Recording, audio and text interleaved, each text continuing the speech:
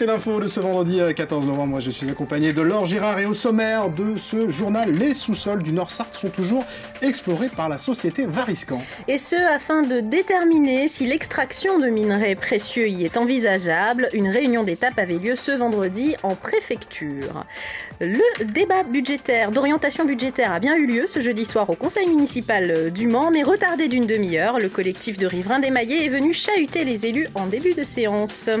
Et puis, découverte d'une exposition de porcelaine à l'espace faïence de Malicorne-sur-Sarthe. L'invité de l'info ce soir, c'est Sandra Leroux, présidente d'Épilepsie France Pôle 72. Dimanche et lundi, ce sont les journées nationales de lutte contre l'épilepsie. On en parle tout à l'heure. Et le projet d'exploration minière du côté de Rouet en Champagne revient dans le débat public. Une réunion d'étape du projet avait lieu ce vendredi en préfecture de la Sarthe. La société Variscan, qui explore les sous-sols du Nord-Sarthe, souhaite toujours avoir accès à une ancienne mine qui n'est pas dans son périmètre aujourd'hui, sous peine, selon elle, d'arrêter les recherches. Lucille Canté.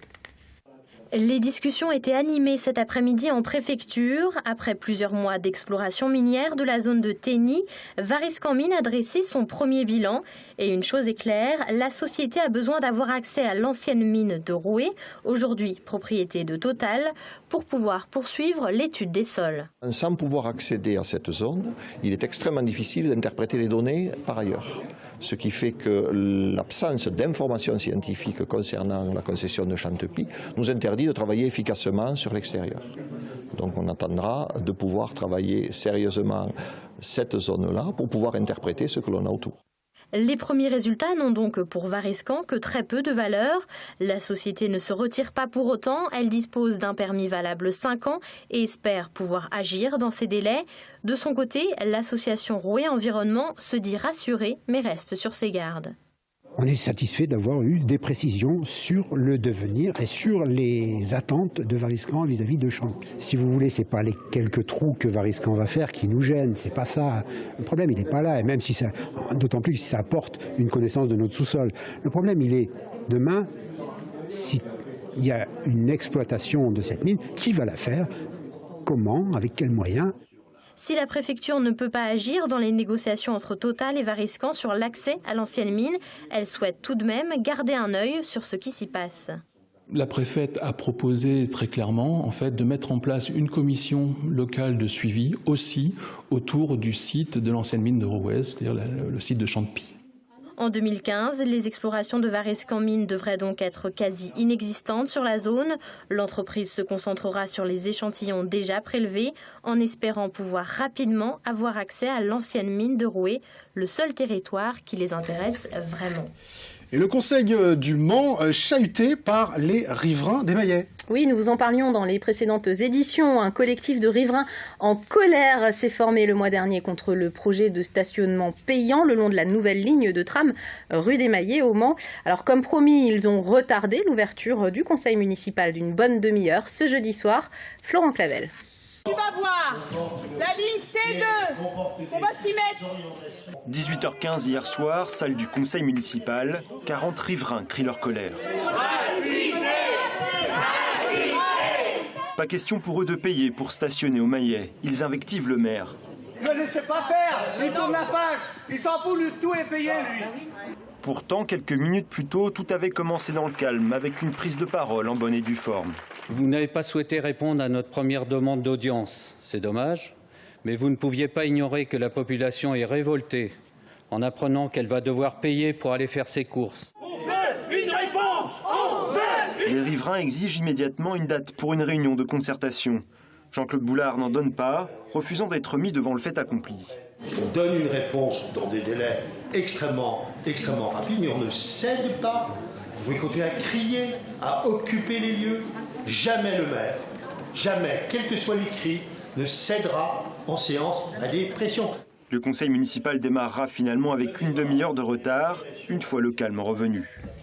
Et puis on vient de l'apprendre, à la suite de cette séance, le maire du Mans a mandaté M. Rémi Bathiot, vice-président de Le Mans Métropole en charge des mobilités, afin de recevoir les riverains et commerçants d'Émaillé mercredi prochain.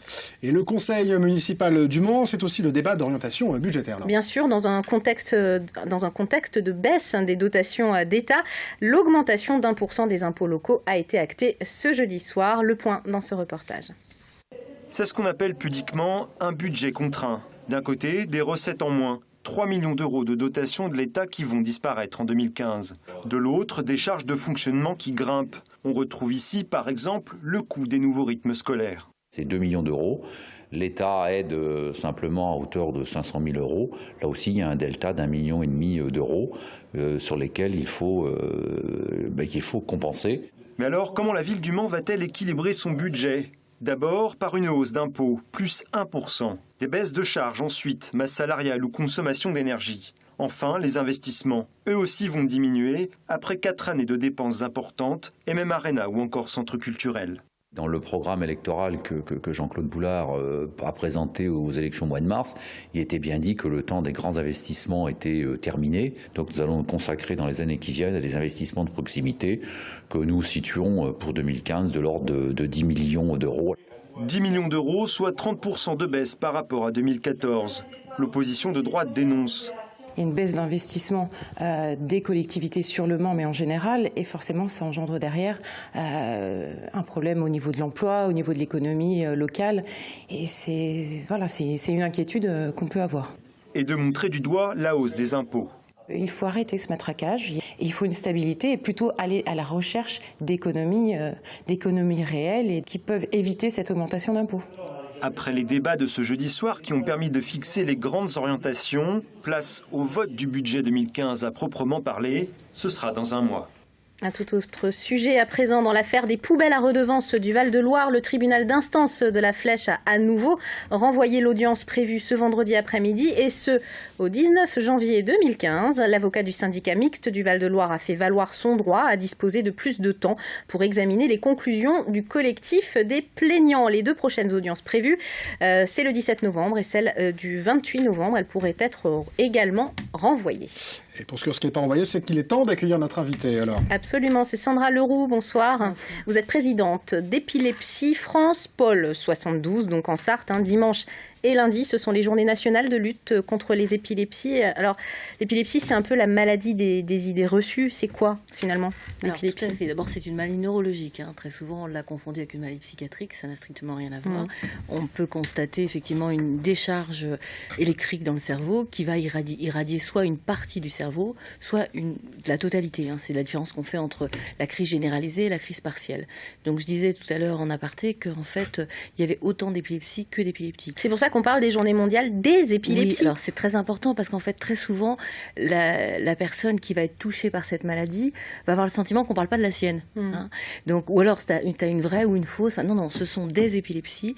Et donc, c'est au médecin qu'il appartient de définir la typologie de l'épilepsie et le traitement médicamenteux qui sera associé s'il y a répétition. C'est-à-dire qu'on parlera d'épilepsie que s'il y a répétition de crise convulsive. Une personne qui fait une crise, c'est 10% de la population. Ça ne veut pas dire que 10% de la population est sous anti-épileptique. C'est-à-dire qu'il y a eu un épisode lié à une fatigabilité, lié chez le nourrisson à de la fièvre, et donc le cerveau étant pas mature, il ne prend pas les bonnes réactions.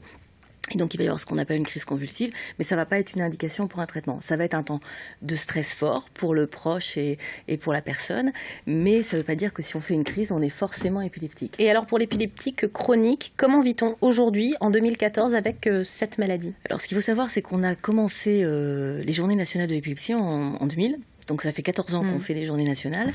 Le titre, c'était « Sortir de l'ombre ». C'est-à-dire que c'était vraiment ça l'esprit à l'époque.